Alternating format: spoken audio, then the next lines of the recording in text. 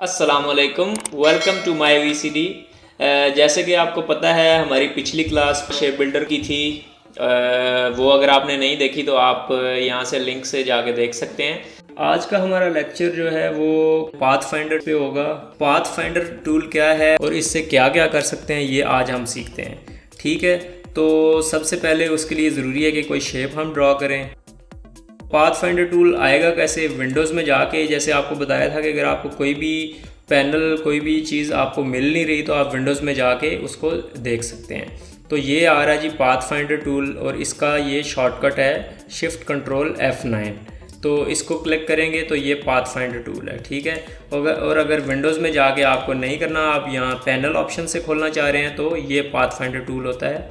इस पर क्लिक करेंगे तो ये पाथफाइंडर टूल खुल जाएगा।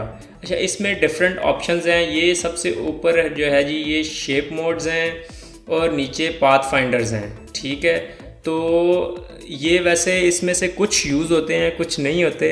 मैं सबको डिटेल के साथ डिस्कस करूँगा, तो आपने इसको प्रैक्टिस करना है। अच्छा, इसको हम डिटेल से स्टडी करेंगे, तो मेरे ख्याल शुरू करते हैं। आप सबसे पहले बेसिक से, जो ऊपर शेप मोड्स आ रहे हैं।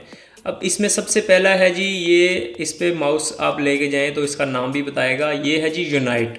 अब यूनाइट क्या करता है? अगर आपकी दो शेप्स हैं, ये दो हैं, अब इनको, ये दो शेप्स हैं अलग अलग। ठीक है, अब ये देखें, ये ऊपर एक सर्कल है, एक नीचे है जो वो उसके बैक पे है सर्कल। ठीक है, अब इन दोनों को मैं सिलेक्ट करूँगा और यूनाइट पे क्लिक करूँगा, ये उसको कंबाइन कर देगा। ठीक है, ये उनको एक यूनिट बना देगा। तो ये है जी आपका यूनाइट। ठीक है, यूनाइट, ये आपका यूनाइट हो गया। ठीक है,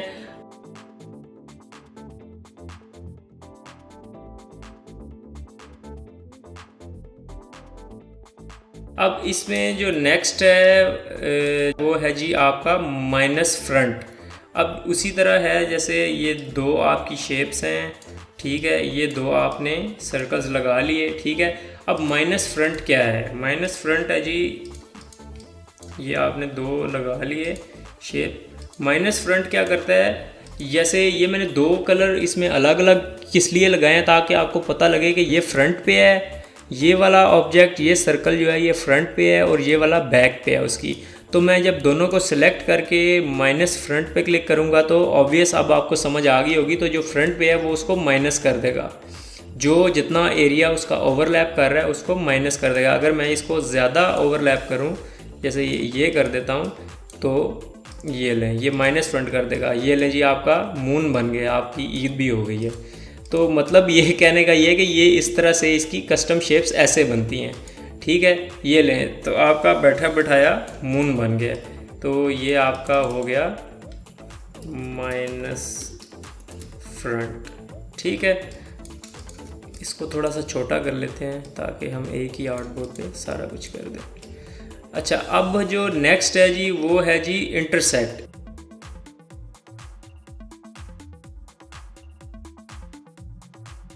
इंटरसेक्ट क्या करता है जी? ये जैसे ये जो ओवरलैप एरिया है जो इंटरसेक्ट कर रहा है एक दूसरे के साथ दोनों सर्कल्स का, वो उसको रखेगा, बाकी सारा रिमूव कर देगा। ये इसमें ये आप देख रहे हैं ना, ये इसके ऊपर ये अंदर बना भी हुआ है, जो इसका आइकन बना हुआ है वो भी वैसा ही बना हुआ है कि ये इसमें जो फिल रखा हुआ है और बाकी एरिया इसको ब्लैंक छोड़ा हुआ है।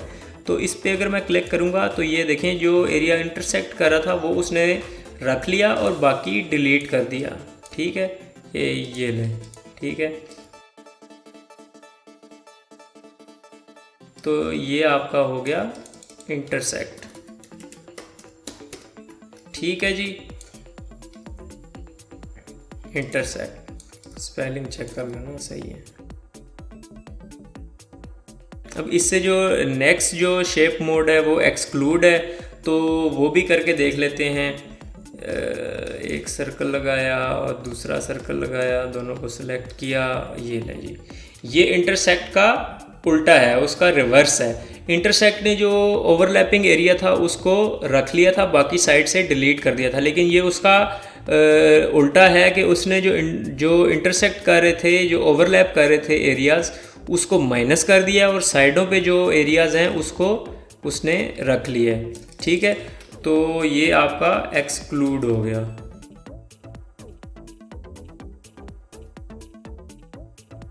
ये जो आपके शेप मोड्स थे वो पूरे हो गए हैं। ठीक है, अब हम पाथ फाइंडर्स पे चलते हैं।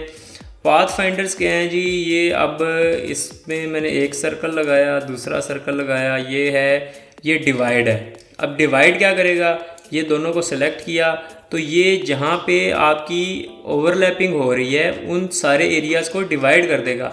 अब मेरी पहले शेप्स थी, एक ये सर्कल था और एक ये सर्कल था, लेकिन उसने जितने ओवरलैपिंग एरियाज़ को डिवाइड करके उसमें से भी एक शेप बना दिया। अब इसका फ़ायदा क्या है, ठीक है, एक तो ये आपका यूजेज हो गया कि इसने सर्कल को डिवाइड कर दिया। अब मैं अगर इसी को यूज़ करता हूँ स्क्वायर के लिए, ठीक है, ये मैं स्क्वायर लगाता हूँ, थोड़ा सा कलरफुल कर लेते हैं यार, बहुत बोरिंग हो गई। ये वैसे ग्रे जो है, ब्लैक एंड वाइट मेरा फेवरेट ही होता है। इसके अंदर एक लाइन लगाता हूँ मैं यहाँ पे, ठीक है, और इसको सेलेक्ट करके पाथ फाइंडर में जाके इसको डिवाइड करता हूँ, तो अनग्रुप करता हूँ, तो ये लें।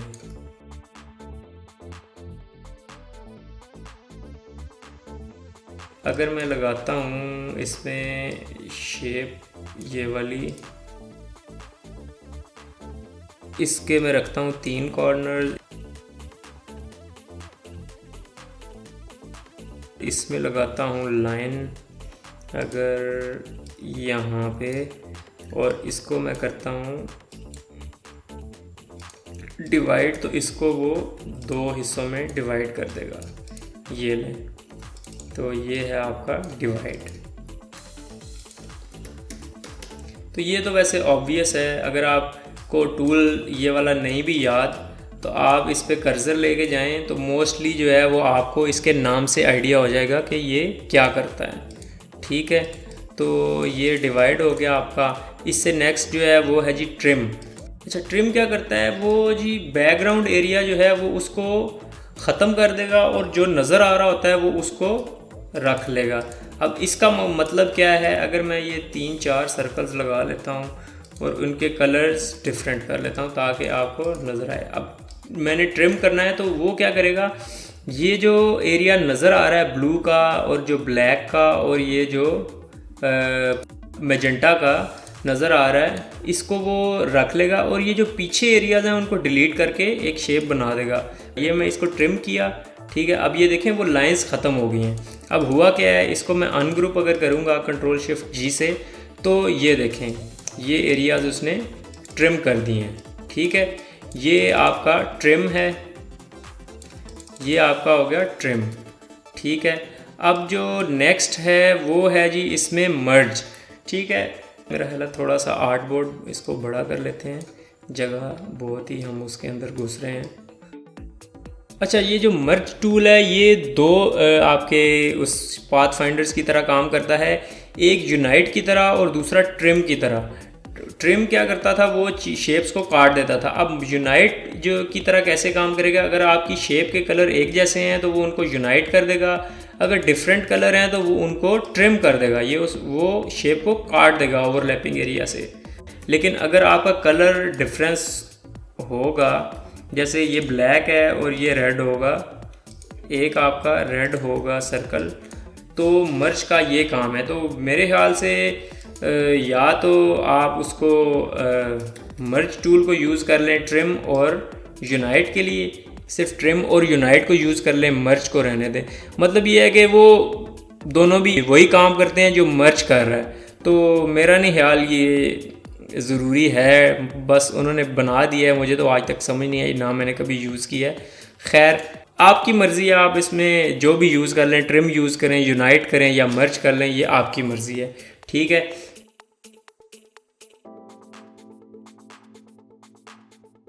तो नेक्स्ट जो है वो है जी क्रॉप। ये क्रॉप है।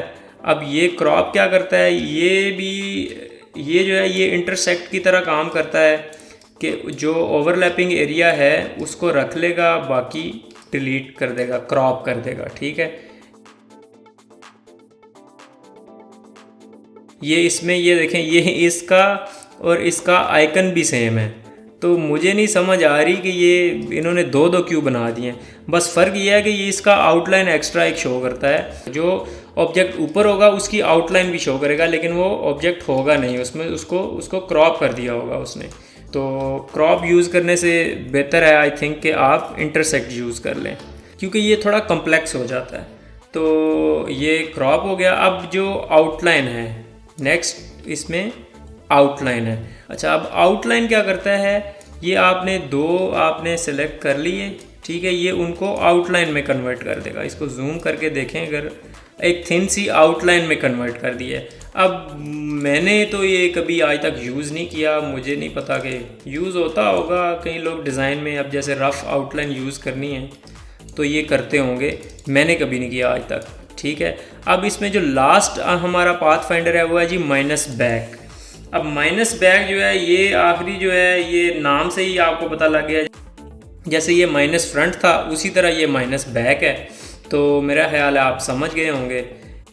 ये एक आपका सर्कल है और ये दूसरा है, ठीक है। ये अब रेड उसका फ्रंट है और ब्लैक उसका बैक है। ये मैंने खुद उसके कलर रखे हैं ताकि आपको नज़र आए, ठीक है। अब ये माइनस बैक है, तो मतलब ये कि ब्लैक को माइनस कर देगा फ्रंट में से, ठीक है। तो ये आउटलाइन इसलिए शो हो रही है क्योंकि ये वो पिछली सेटिंग को वो याद रखता है, इलस्ट्रेटर बड़ा तेज़ है। तो ये माइनस बैक है। तो मेरा ख्याल है ये भी यूज़ करने की ज़रूरत नहीं है। मेरा ख्याल है ये और माइनस फ्रंट एक ही बात है। अगर आपने मून बनाना है तो ये आपने बनाया माइनस फ्रंट से, अगर आपने माइनस बैक से बनाना है तो आप माइनस बैक से बना लें, ये लें, ठीक है। माइनस बैक से बना लें, माइनस फ्रंट से बना लें। इसकी जो भी शेप, जो भी आपने साइड करनी है वो मूव करके देख लें, ये लें, ठीक है। तो मतलब कहने का ये है कि आप ये यूज़ कर लें या ये यूज़ कर लें, एक ही बात है। एक ही तरह के दो दो बनाए हुए हैं, मुझे तो समझ नहीं आती, लेकिन ये है मेरा काम तो आपको सिखाना है, तो मैंने सारे ही आपको बताने थे। तो ये पाथ फाइंडर है, ये मैंने काफ़ी डिटेल से आपको बता दिया है। तो इसमें आप जो है ये, अच्छा, ये मैंने आपको सिर्फ बेसिक उसका यूजेज बताया है कि ये क्या क्या करते हैं। अब इसमें से आपने डिज़ाइन कैसे बनाना है ये आपने खुद देखना है। अभी मैं आपको कुछ बना के दिखाऊं तो आप फिर उसी चीज़ में लगे रहेंगे, आप अपनी मर्ज़ी से कुछ बनाएं। खैर, अगर फ़र्ज़ करो आप ये बनाते हैं एक सर्कल, और इसकी मैं आउटलाइन ऑफ कर देता हूँ, अजीब सी लग रही है, ठीक है। ये सर्कल बनाते हैं और इसमें ये एक ओवल बनाते हैं, ठीक है, ब्लैक कलर का, और इसको मैं रोटेट करता हूँ सेंटर पे रख के,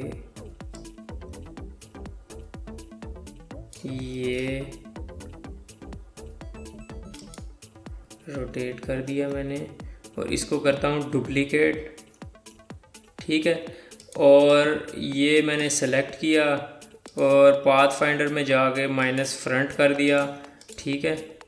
और इसके अंदर एक और मैं सर्कल लगाया, ठीक है। इसको मैं अलाइन कर लेता हूँ सेंटर, इसको भी मैं माइनस फ्रंट कर दिया। तो ये वो जैसे सेटिंग का आइकन होता है वो बन गया ना। तो ये इससे पाथ फाइंडर से आपके आइकन्स भी बनते हैं। तो इस तरह के जैसे, बल्कि ये डोनट भी थोड़ा बहुत लग रहा है, मतलब इसको थोड़ा सा अगर आप एडजस्ट कर दें, मैंने तो बहुत अलाइन बना दी है ना, तो वो अगर रफली थोड़ा सा शेप बनाएं, इसमें ग्रेडियंट ऐड करें तो आपका ये डोनट भी बन गया एक तरह से। तो इस तरह से आप चीज़ें बना सकते हैं पाथ फाइंडर के साथ। अच्छा, पाथ फाइंडर पैनल में ये जितने भी ऑप्शंस थे ये सारे हमने ट्राई कर लिए, ये सीख लिया सारा। इसमें जो बेसिक आपने यूजेज सीख लिया है, अब इसमें आइकन्स कैसे बनने हैं, जैसे ये सेटिंग का आइकन एक बनाया था, ठीक है, उसी तरह अब मैं कुछ एक दो और बना के दिखा देता हूँ। ये एलिप्स टूल लिया, फिर उसके बाद ये देखें बेसिक शेप्स हैं, इसमें कोई इतना कम्प्लेक्स चीज़ मैं यूज़ नहीं कर रहा, बेसिक शेप्स हैं, उन्हीं को यूज़ करके तो बना रहे हैं।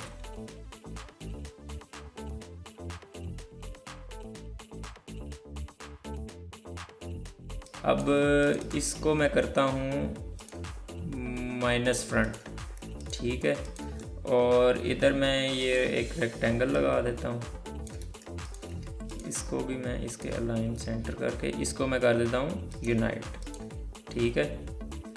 और अब क्या करता हूँ, ये डायरेक्ट सिलेक्शन, ये देखिए मैं सारे जो भी टूल्स आपको सिखाए हैं उन वो सब को यूज़ करने की कोशिश कर रहा हूँ। ये डायरेक्ट सिलेक्शन से ये 2 पॉइंट्स लिए, ठीक है, इनको मैं कॉर्नर विजेट से हल्का सा राउंडेड कर देता हूँ, ठीक है।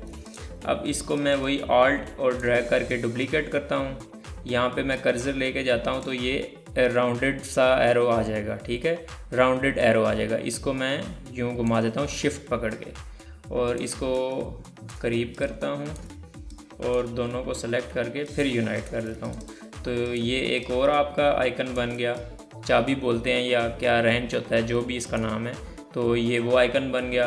और इसके अलावा अब जैसे ये देखें ना, ये आपके सामने ये होम आइकन है, ठीक है। तो ये बनाने की कोशिश करते हैं।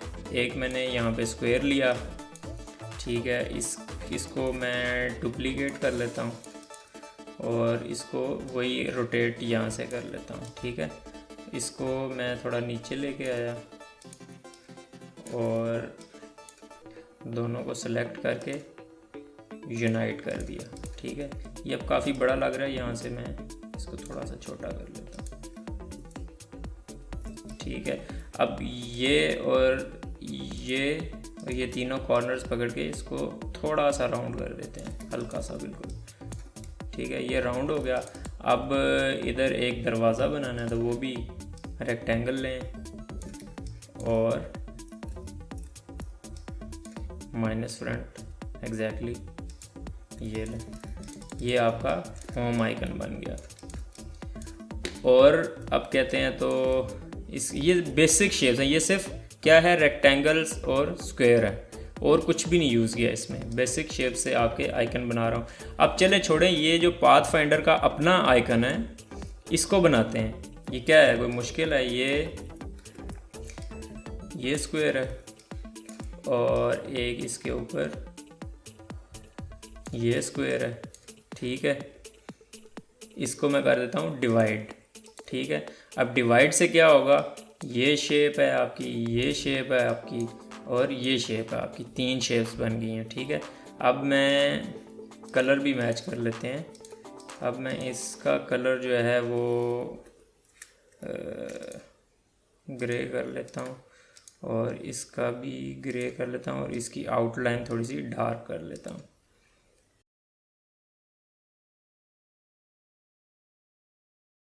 अभी ये रफली मैं मतलब आपको सिर्फ बता रहा हूँ, ठीक है। मैं कलर एग्जैक्ट भी मैच कर सकते हैं। तो मतलब कहने का ये है कि ये इस तरह ये आइकन्स बनते हैं। और अगर आप बनाना चाहें तो ये सिंपल एक स्क्वायर लेता हूँ मैं, ठीक है। इसको करता हूँ रिपीट, ठीक है। अब क्या है, ये तो हैं तो सिर्फ स्क्वायर्स ही, लेकिन जब मैं इसको सबको सेलेक्ट करता हूँ तो ये आपको ये आउटलाइंस ब्लू कलर की जो इसकी बैक साइड पे आउटलाइंस हैं वो शो करेगा जहाँ जहाँ से ओवरलैप कर रहा है। और ये रिपीट कैसे किया आपको पता ही है, कंट्रोल डी के साथ। अब मैं पाथ फाइंडर में जाके इसको कर देता हूँ डिवाइड। ये देखें क्या किया है, कुछ भी नहीं किया मैंने, ये सारे आपकी शेप्स बन गई हैं, ठीक है। एक डिज़ाइन बन गया आपका, एक पैटर्न, ठीक है। इसमें आप कलर जो भी करना चाहें वो आप कर सकते हैं, ठीक है। ये लें, आप इस तरह की और चीज़ें बनाएं, इसी तरह कमेंट्स में मुझे शेयर करें। और अगर आपको कोई चीज़ समझ नहीं आई वो भी कमेंट में शेयर करें और मुझे बताएं कि आपको क्या मुश्किल आ रही है और आपको कितना समझ आया है या किस तरह इसको इम्प्रूव कर सकते हैं जो आपको ज़्यादा बेहतर लगता है। तो ये आप प्रैक्टिस करें भरपूर तरीके से और मुझे बताते रहें। चैनल को सब्सक्राइब करें, बेल आइकन पे भी क्लिक करें। तो इसको ज़रूर प्रैक्टिस कीजिए और चीज़ें बनाइए। और आप मेरे साथ बिल्कुल डायरेक्ट भी मुझे शेयर कर सकते हैं अपने डिज़ाइंस, अपने सवाल पूछ सकते हैं कमेंट्स में। उसके अलावा आप इस वीडियो के डिस्क्रिप्शन में देखेंगे तो मेरे सोशल मीडिया पेजेस के लिंक भी हैं, आप उनके थ्रू भी कांटेक्ट कर सकते हैं। अब मुझे इजाज़त दीजिए, आप भरपूर प्रैक्टिस कीजिए।